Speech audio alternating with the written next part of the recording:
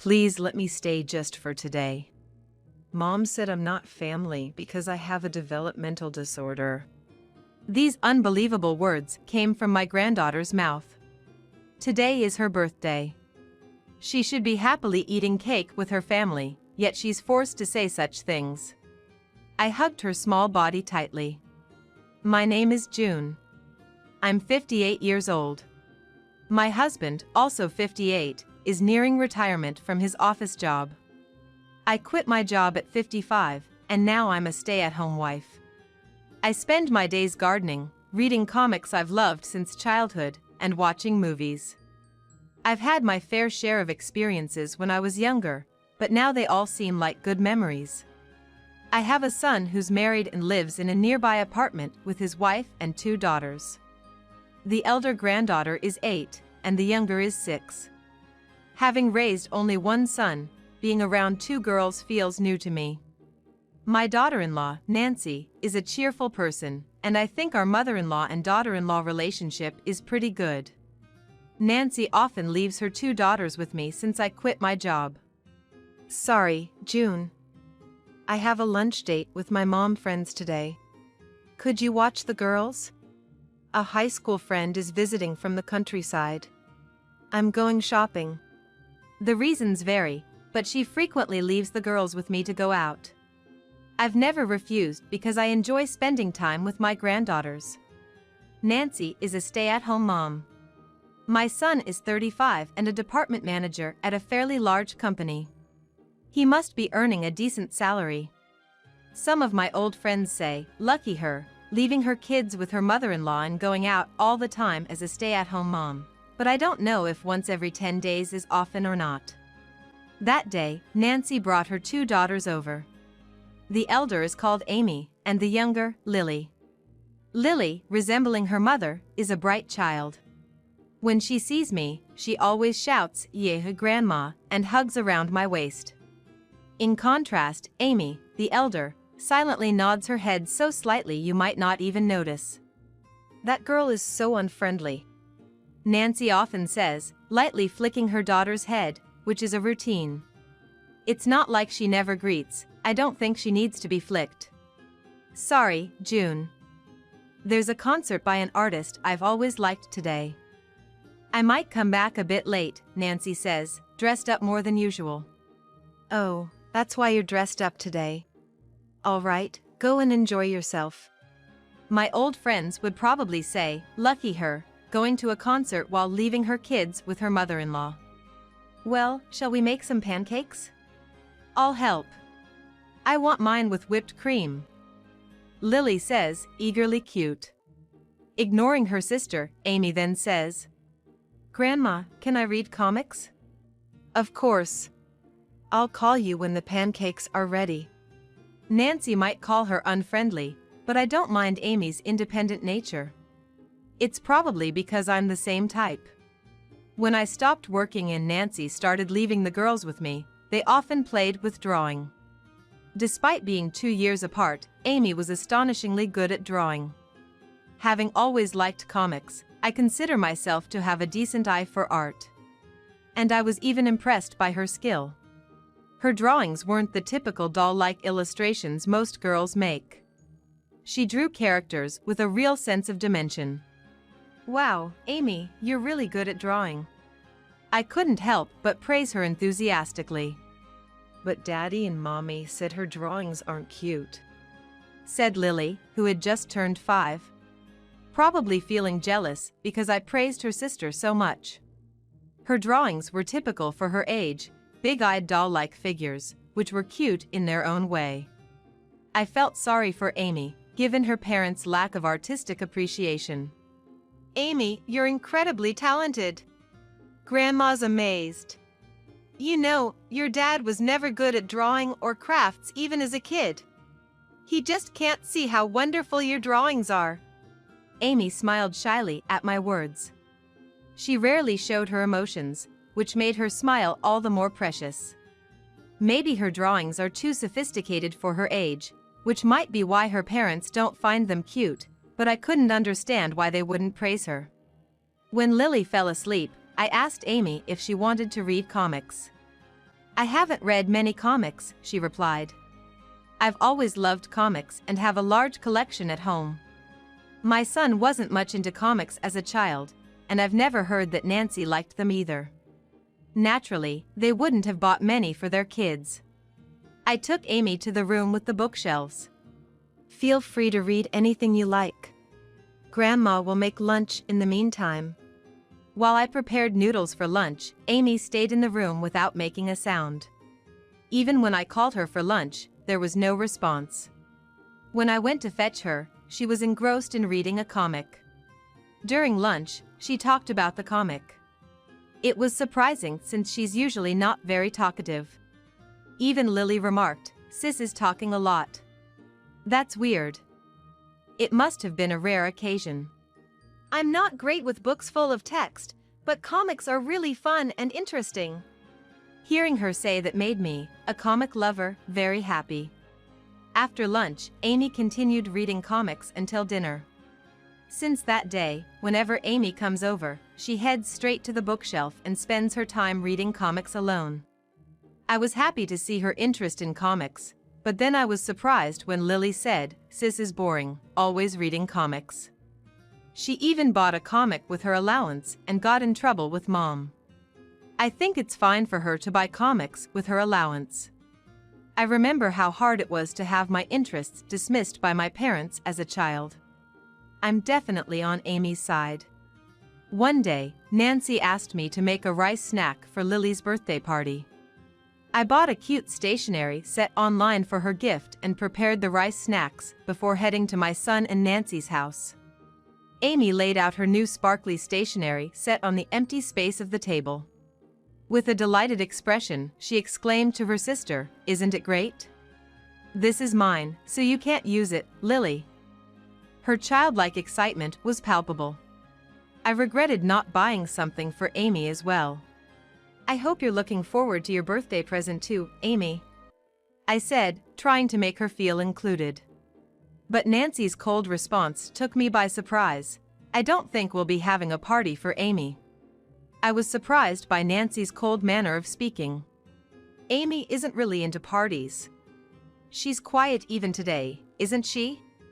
Indeed, Amy was a quiet and reserved child, but I wondered if any child would really dislike being celebrated. It's not exciting to give her presents. She doesn't show much joy. That's not something you should say. Some kids are just not good at expressing their feelings. I defended Amy, feeling a connection with her since I, too, had often been misunderstood due to my own reserved nature. Even my son chimed in. But Amy doesn't have much charm or grace for a girl. It's a bit concerning. His words, though not ill-intended, could be quite hurtful to a child. Amy, with her inscrutable expression, just continued to pick at her French fries, seemingly unaffected. About a month later, during the summer break, Nancy arrived with Amy in tow. "June, I hate to ask, but could you look after Amy for a couple of days?" "What's going on?" I asked, surprised by the sudden request. "I'm heading back to my parents' house, but if Amy is there, my mom will have a lot to say." "Like what?" "Just what my husband said the other day. That Amy lacks charm and grace for a girl, and then it's all about how I'm not raising her right." "That's awful." I sympathized, knowing Amy wouldn't want to be in such an environment. So, I agreed to take care of her. "Okay, you can say her grandparents wanted to take Amy on a trip," I suggested, making the best of the situation. Amy, treated like an inconvenience right in front of her, remained expressionless, giving nothing away. "Grandma, are we going on a trip?" Amy asked after her mother had left. "Oh, no. That was just a fib. Sorry, okay? Would you like to go on a trip?" "No. I'd rather read comics at your house." "Does your mom hate comics?" I recalled something Lily had mentioned before. "I don't know. But she says reading comics makes you dumb." I was surprised that such an old-fashioned view still existed, especially coming from my daughter-in-law. Nevertheless, Amy and I spent a pleasant 2 days together. She was engrossed in her comics most of the time, but I enjoyed hearing her thoughts on them. Some were perhaps a bit mature for a girl her age, but I didn't object, remembering how much I hated being restricted as a child. During dinner, Amy was so caught up in talking about the comics that she almost forgot to eat. My husband, a bit sunburned from golfing, watched Amy and chuckled, "She's just like you." Normally not much of a talker, but when it comes to her favorite things, she doesn't care if anyone's listening or not. Just like you. Well, they are grandmother and granddaughter, so it's not weird they're alike. When Nancy came to pick her up, Amy seemed like she didn't want to leave. It was both pleasing and a bit sad for me. "Feel free to come over anytime," I said, and she smiled broadly and nodded. "What's with you? You're all smiles for Grandma." I thought to myself, she could have chosen a nicer way to say that. Right after she said that, Amy's expression went blank. For Amy's birthday, though we weren't having a party, I wanted to give her a present. So, I went to the town center and bought her a sketchbook and a set of 120 colored pencils, all wrapped up as a gift.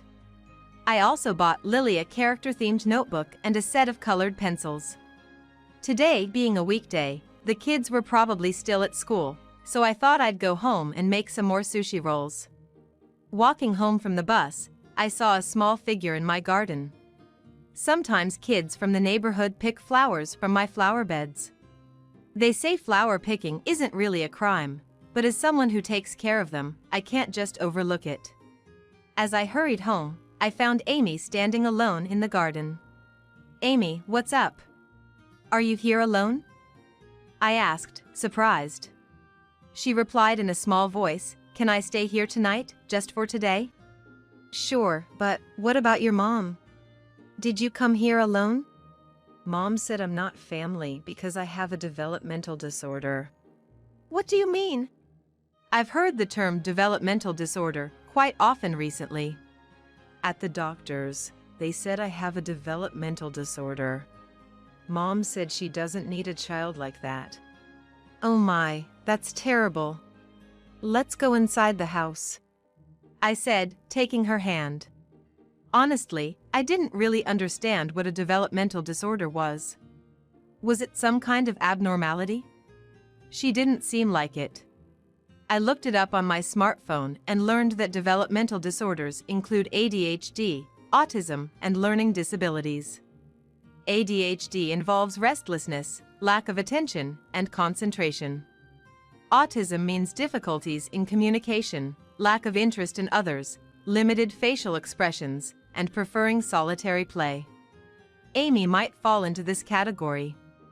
In learning disabilities, there's no issue with intelligence, but there can be difficulties in reading. It's apparently caused by a variance in brain development from birth. The more I read, the more I remembered kids in my class who might have had such conditions. Kids who couldn't sit still during class, or who wouldn't talk to anyone. Maybe they'd be diagnosed with developmental disorders today. Even I wasn't great at communication and preferred playing alone. That quiet kid from my childhood became a chatty and cheerful mother of 3 when we met at a reunion. Maybe these are just personality traits? It's hard to say since so much about the brain is still unknown. There's also a gray area where a child may not be diagnosed with a developmental disorder but still shows tendencies. It all seemed very complicated. The real problem is when a child is diagnosed and the parents can't accept it. That's the case with Amy.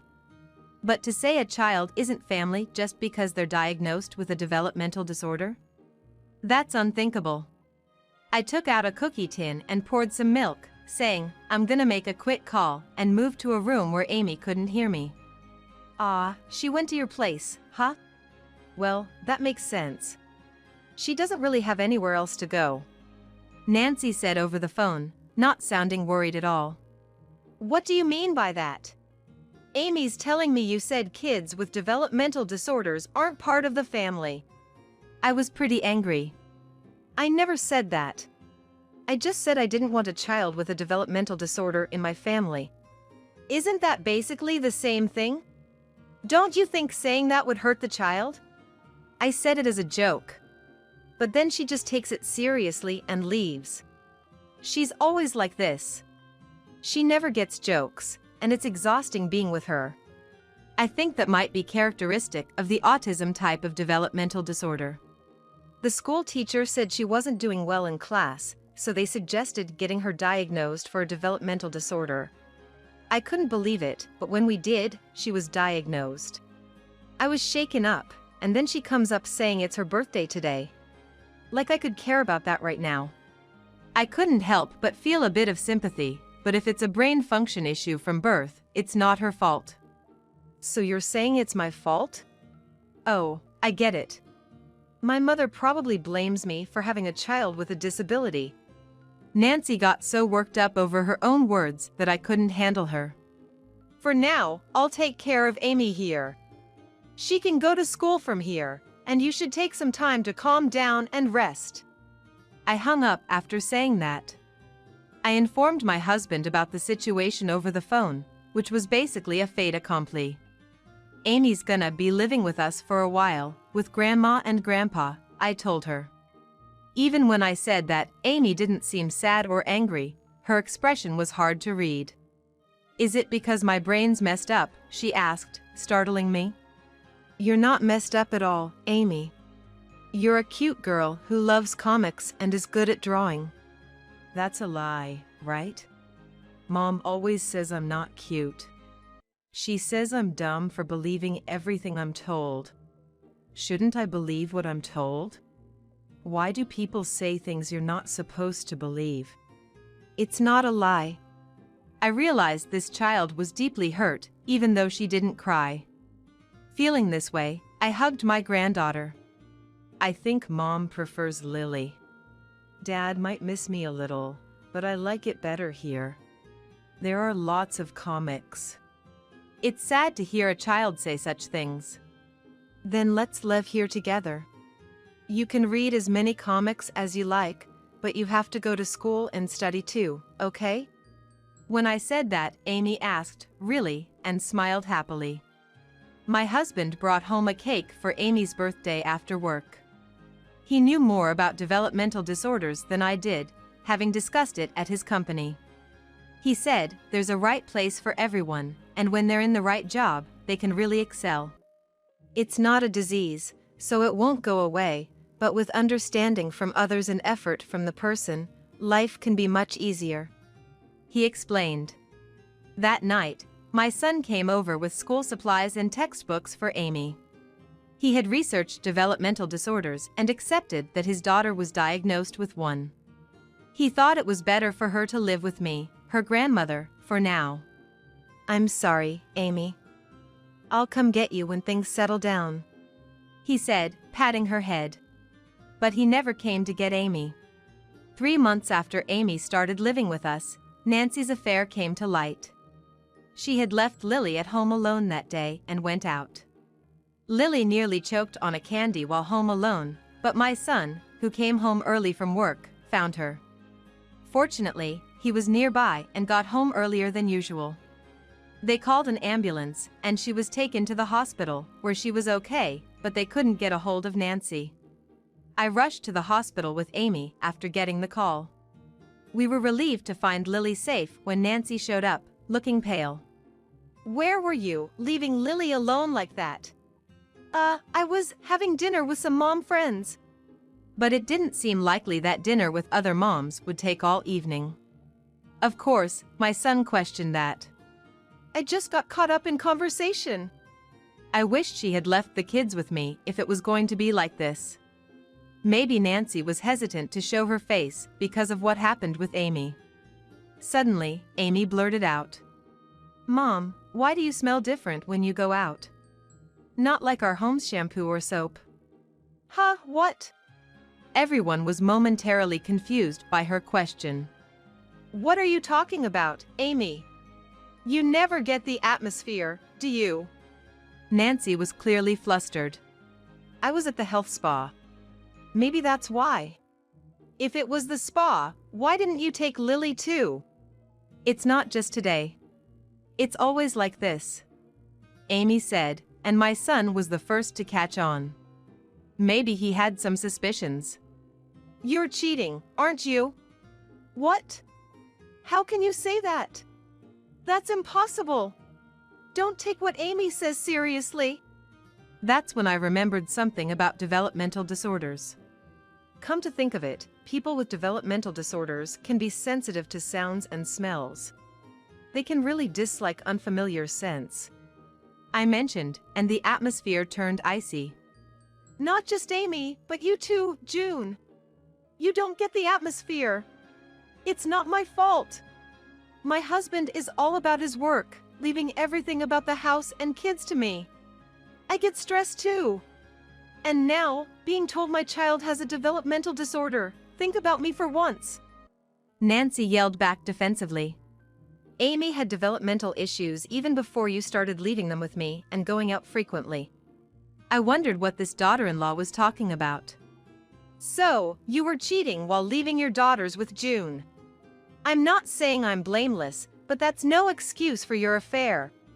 Realizing there was no escape, Nancy burst into tears and got scolded by a nurse for causing a commotion in the hospital. I never suspected a thing. Never thought my daughter-in-law would leave her kids with me to meet other men. Was I unwittingly aiding her affair? Turns out, the other man was a high school classmate she reconnected with at a reunion. He ran a bar and had time during the day, so they met at hotels then. Nancy was berated by her own mother for cheating and risking losing her kids in a divorce, and she wasn't allowed to return home. Now, she's working a night job that includes lodging. After the divorce, my son and his 2 daughters moved in with us. For a while, my son was down, but with my encouragement that he had a responsibility to raise his daughters, he started to look forward. Lily, still young, missed her mother and went to meet her, but Amy never once expressed a desire to see her mother. Gradually, the visits decreased, and Lily stopped talking about her mother. My son shared about the last visit. She's got a new guy, probably no good. She was really thin, with bruises on her face. It's hard to see a woman you once loved and had kids with fall apart like that. He said that, looking downcast. Amy, speaking with a mature tone, said, Mom is not a child, so you don't need to carry her life either. 5 years after the divorce, Amy was 14 and Lily was 12. I shouldn't say this, but I'm glad my parents divorced and we got to live here. This feels like my real family, Amy said, having become much more talkative and able to express her feelings. People with developmental disorders can struggle with imagination and reading social cues. It's hard for them to picture things from text, making reading novels difficult. It's thanks to Grandma letting me read lots of comics. Comics have dialogue and expressions that make sense together, and they explain things well. She laughed. Living with her, I was amazed to find how smart Amy was. Good memory is common in people with autism-type developmental disorders.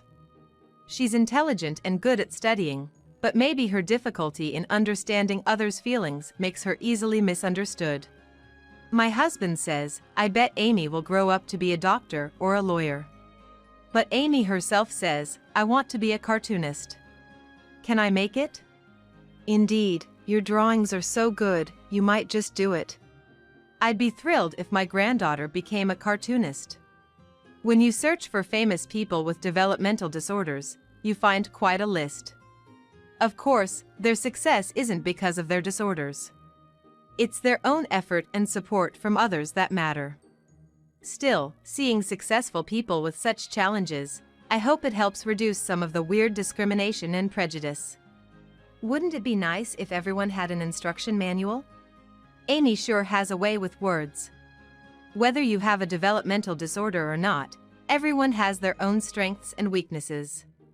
Compatibility matters too, and knowing these things in advance would make life easier for many. Recently, Amy drew a family portrait for us. It was so wonderfully done that I was moved to buy a frame and hang it in the living room. Amy was shy, but seemed happy about it. Seeing this, my husband chuckled and said, maybe she could become a painter. His pride in his granddaughter knows no bounds. And I'm just as smitten. We don't know what the future holds for our granddaughters, but we want to support them in any way we can.